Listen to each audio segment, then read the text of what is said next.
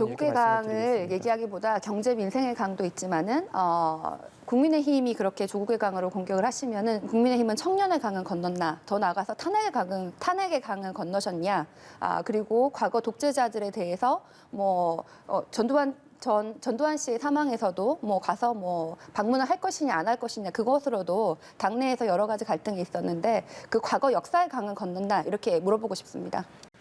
국민의힘 윤석열 후보가 이준석 대표와의 갈등을 극적으로 봉합하고 김종인 총괄선대위원장 영입까지 마무리 지었습니다.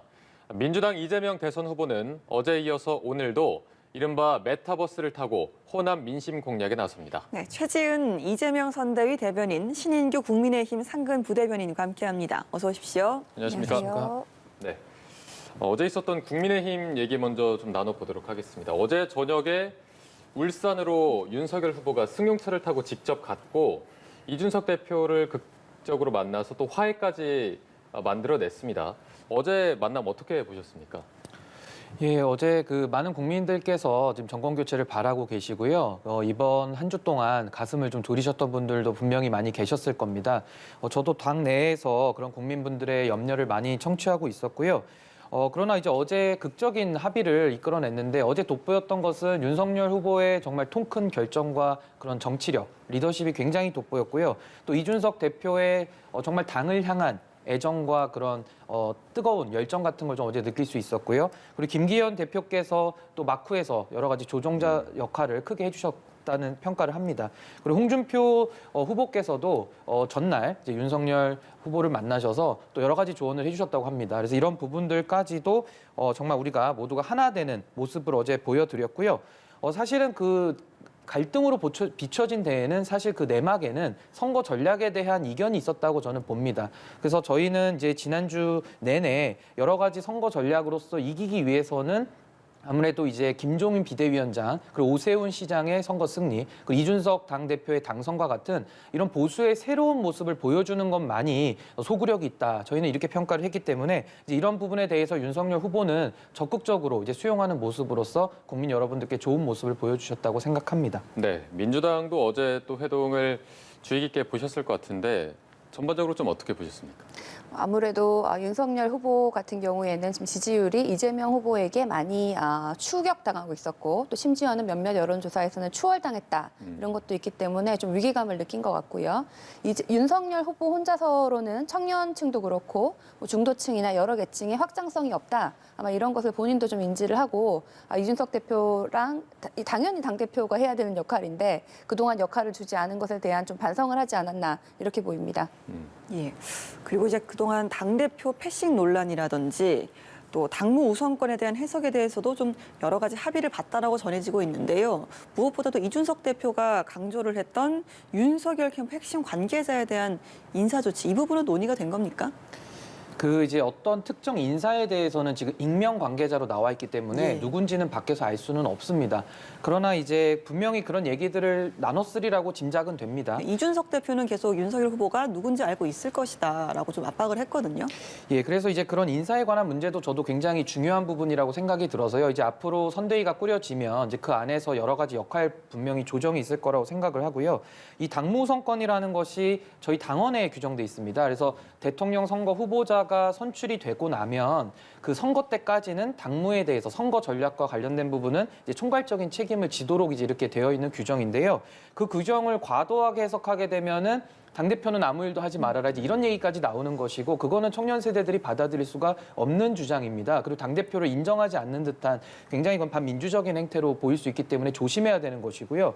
그렇다고 해서 선거에 무한 책임을 지는 당 후보를 지원하지 않는다는 거는 말도 안 되는 그건 행위거든요. 그래서 이 균형점이 좀 필요한 것인데, 사실 윤석열 후보와 이준석 대표는 과도한 주장을 하지 않았습니다. 두 분 다 제 역할을 다 충분히 하고 계셨는데, 문제는 이 윤핵관이라고 일컬어지는 익명의 인터뷰를 흘리는 분들인데요. 네네. 저는 이분들에 대해서는 사실 전 이렇게 평가합니다. 당의 옛날 모습으로 돌리려는, 우리 당의 과거 모습을 좋아하시는 분들이라고 저는 생각을 합니다. 조심스럽게 추측을 하는데요. 이런 분들께서 큰 목소리를 내시면 전혀 선거에 도움이 안 된다는 말씀을 저는 드리고 싶고, 민주당에서 가장 두려워하는 조합이 김종인, 이준석 그 두 분의 중심이 된 윤석열 후보 이 삼각편대거든요. 그래서 이게 어제로서 구성이 됐기 때문에 이제 정권 교체를 원하시는 국민 여러분들께서는 이 스노우볼을 중심으로 해서 정권 교체만을 우리가 이제 생각하면서 열심히 뛰어야 할 때다. 저는 이렇게 생각하고 있습니다. 네, 이준석 대표와 윤석열 후보의 어느 정도 아슬아슬한 모습은 사실 이번만 연출된 게 아닌데 민주당에서는 앞으로 또 이런 모습이 연출되지 않을까, 뭐 완전히 좀 봉합이 됐을까 어떻게 보시나요? 사실 그 당무 우선권을 논의한다는 것 자체가 말이 안 되죠. 사실 그동안 얼마나 윤석열 후보가 이준석 대표를 당대표 패싱을 했으면은 이런 걸 지금 논의하고 있을까라는 생각이 들고 이건 윤석열 후보의 권위의식을 좀 드러낸 것이 아닌가라고 생각을 합니다. 이준석 대표가 만약에 나이가 지긋한 남자분이었고 그랬으면은 과연 이런 뭐 당대표 패싱이란 말이 나왔을까라는 저는 생각까지 들고요.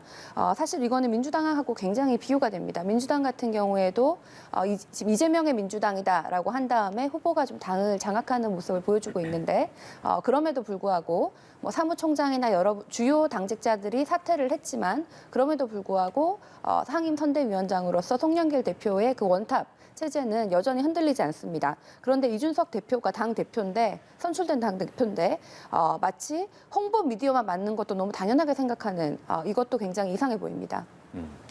아까 또 그리고 말씀해 주셨지만 김종인 전 비대위원장의 합류 소식도 어제 깜짝 발표로 있었습니다. 확실하게 합류한다고 이제 봐도 될까요? 어제 공식화됐고요. 저는 지금 우리 최 대변인께서 하신 말씀에 조금 반박을 하고 저 이 질문에 네네네. 답을 드리면요. 사실 권위 의식은 참 나쁜 겁니다. 그렇지만 권위 자체는 존중을 받아야 되는 것입니다. 두 가지는 구별이 되고요. 당 대표로서 이준석 대표도 당의 권위를 가져야 되는 게 마땅하고요. 윤석열 후보는 민주적 절차로 선출된 당의 공식 대통령 후보이기 때문에 그에 합당한 권위를 저는 갖는 것이 맞다고 봅니다.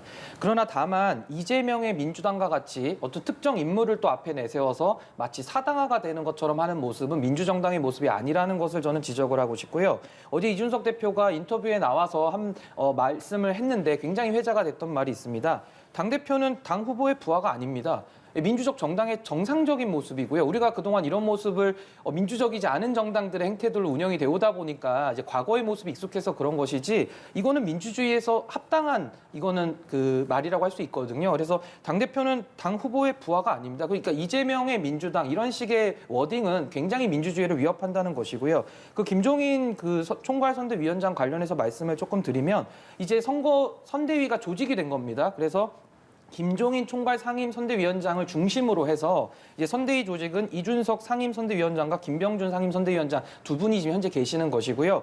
이준석 대표께서 공동으로 하게 되면 민주당의 선례를 봐도 아시겠지만 의사결정이 굉장히 혼란스럽게 됩니다. 이제 두 명의 공동 권한을 나눠갔기 때문에 의사결정이 신속하게 이루어질 수 없는 그런 문제들 때문에 그 아래에 있는 홍보본부장의 역할을 조금 더 집중해서 실무에 더 집중하겠다 이렇게 얘기를 했고요. 이제 이렇게 되면서 윤석열 후보가 그동안 잘못했던 부분은 뭐라고 저는 생각하냐면 이제 아무래도 캠프에서 승리한 그 조직이 그대로 들어오면서 이제 당무우선권 관련된 해석에 혼란이 있었던 부분이 있었거든요. 그러니까 이제는 어떤 한 캠프의 선대위가 아니라 이제는 당의 유능한 조직들과 유능한 자원들이 굉장히 많습니다. 이분들을 하나로 뭉치는 그런 용광로 선대위가 어제 비로소 이루어졌다. 저는 그렇게 평가하고 있습니다. 네. 당 대표는 후보 부하가 아니다. 이거 너무 당연한 말인데 그런 말을 할 필요가 없는 상황하고 그 말을 해야 되는 상황하고는 다른 것이죠. 왜 그 말을 이준석 대표가 해야 되는 상황이 났을까? 그게 더 이제 문제라고 생각을 하고요. 당 대표는 사실은 뭐 홍보소토 뭐 남의 당의 얘기에 제가 뭐 이렇다고 얘기를 할 건 아니지만은 당 대표는 당연히 선대위원장과 같은 역할을 해야 되는데 홍보 미디어만 맞는 것도 그 권한을 또 빼앗으려고 했다는 것도 좀 제3자의 입장에서는 굉장히 황당한 일이다 이렇게 말씀드립니다. 제가 조금 반박을 드리자면은 지금 네. 화면에도 나왔지만 둘이 그렇게 권위적인 걸로 충돌이 되고 서로 사이가 안 좋다 그러면 지금 저런 모습이 나올 수 없다. 저는 그렇게 생각합니다. 알겠습니다.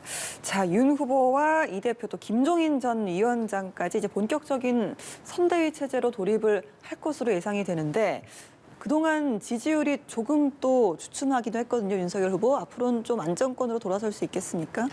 이 지지율 관련해서는 제가 이 자리에 와서도 말씀도 여러 번 드렸는데요. 지지율에 일희일비할 필요가 전혀 없다고 했습니다. 모의고사 잘 본다고 해서 수능에서 잘 본다는 공식이 없지 않습니까? 그래서 본선에서 잘해야 된다는 그 말씀을 먼저 드리고요. 사실 컨벤션 효과 때문에 많이 저희가 상승 효과를 봤던 것도 사실이고요. 또 하나는 윤석열 후보께서 초반에 선대위 구성 과정에서 김종인 위원장의 합류 여부를 둘러싸고 또 말씀 주신 대로 이준석 대표와의 당무 우선권에 대한 그런 이견으로 인해서 여러 가지 그런 모습들을 보였지만 사실 양 당사자 간의 문제는 아니고 아까 말씀드렸듯이 그 윤핵관이라고 빌려지는 익명 관계자들의 문제 때문이었다고 하고요. 그래서 이 부분에 대해서는 이제 저희가 새롭게 이제 화합되는 모습을 통해서 이제 새로운 이제 본선이 본격적으로 시작이 됐다라고 평가를 드립니다. 그리고 또 하나는 이준석 대표라고 표현되는 청년 그리고 새로운 보수의 모습을 상징하는 이준석 대표가 있고요. 또 우리 윤석열 후보께서는 정치를 이제 시작하신 지 오래 안 됐기 때문에 그것이 약점이지만 또 동시에 엄청난 강점이 될 수 있습니다.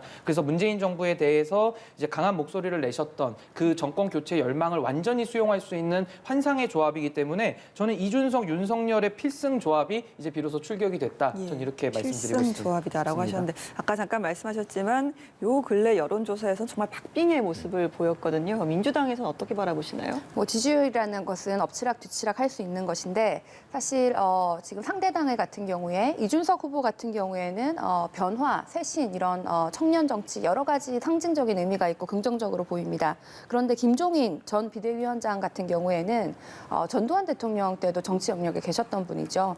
2021년 대한민국 대통령 선거에 이런 분이 선대위원장으로 한다는 것은 도로 한나라당으로 돌아가는 것이냐 뭐 이렇게 보일 수도 있고요. 또 윤석열 후보가 아직까지 정치 초보라서 혼자서는 결정을 할 수가 없다. 제3의 인물이 이렇게 한 분을 모시고 와서 선대위원장을 맡겨야 한다. 윤석열 후보와 당대표로는 할 수가 없다. 이런 여러 가지들을 보여주는 것이라서 이 세 사람의 합류가 과연 화학적 결합이 이루어졌는지도 알 수가 없고 지지율에 어떤 영향을 미칠지는 두고 봐야 될 것입니다. 네, 짧게 좀 반박을 드리면 네. 저는 이런 평가 절하에 대해서는 충분히 이해를 합니다. 왜냐하면 제가 아까도 말씀드렸다시피 저희 국민의힘의 정권 교체를 위한 필승의 환상 조합이 이루어졌기 때문에 민주당이 이렇게 평가 절하하는 거 저는 충분히 이해를 합니다.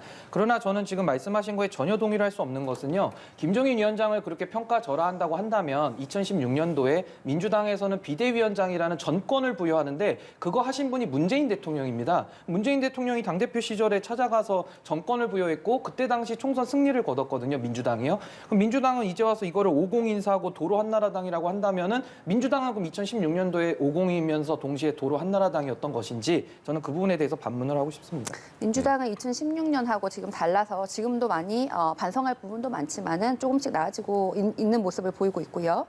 결국 뭐 이준석 후보에 대해서는 저도 긍정적으로 평가를 하고 이준석 당대표에 대해서는 쇄신, 변화의 이미지가 있지만 결국 사람들이 투표하는 것은 윤석열 후보다. 대통령 후보는 윤석열이고 윤석열 후보고 최저 시급보다 낮아도 일할 사람들이 많다. 뭐 없는 사람에게는 부정식품이라도 먹어야 한다. 이런 얘기를 하는 사람은 후보인데 얼마만큼 청년들에게 소구력이 있을지는 지켜볼 일입니다. 네, 알겠습니다. 15초만 말씀 주시면 마지막으로 짧게 부탁드리겠습니다. 짧게 하겠습니다. 네네.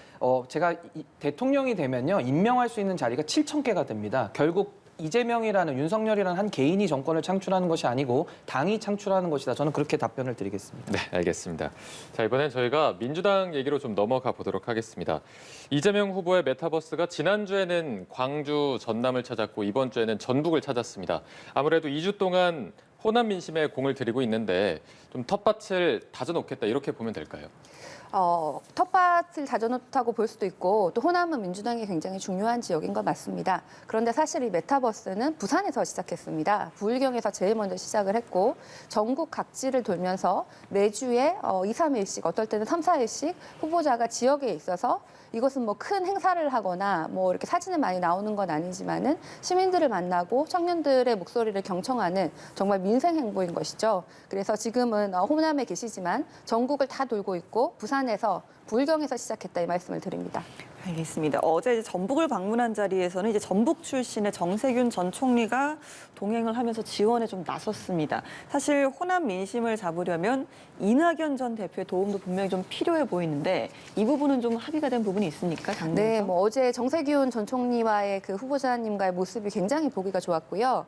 저는 이낙연 대표님이 언제라도 지금도 마음으로 도와주시고 계시고 또 더 크게도 언제든지 도와주실 수 있다고 확신합니다. 이낙연 대표님께서 후보께서 선대위 발대식 할 때 아주 명연설을 하셨는데요. 저도 그 자리에 있었는데 정말 우리 당을 사랑하시는 분이고 정권 재창출에 대한 열망이 크시기 때문에 지금도 도와주시고 계시지만 언제든지 나서실 것이라고 그렇게 믿습니다. 네, 알겠습니다. 제가 민주당 선대위 얘기도 좀 해보도록 하겠습니다. 선대위 1호 영입인재 조동현 위원장이 결국에는 사의를 밝혔고 민주당에서도 사의를 수용을 했습니다. 먼저 이번 사태 어떻게 보고 계신지 국민의힘 얘기를 좀 먼저 들어보겠습니다. 예, 아무래도 이재명 후보가 지지율이 많이 떨어지면서 위기감을 느꼈던 것 같고요. 최근에 이재명 후보의 독특한 모습이라고 한다면 이분이 전혀 사과를 안 하시는 분인데 지금은 이제 너무 사과를 많이 해가지고 뭘 사과하는지도 잘 모르겠어요. 그래서 저는 이분이 이렇게 정말 잘못이 많으시고 또 그 공약도 철회를 많이 하지 않았습니까? 그래서 이거 철회맨 아니면 잘못맨 아닌가 저는 이렇게 좀 생각이 들었고요. 이제 그거를 좀 커버하기 위해서 아무래도 여성이면서 좀 참신한 인재를 많이 구하셨던 것 같아요.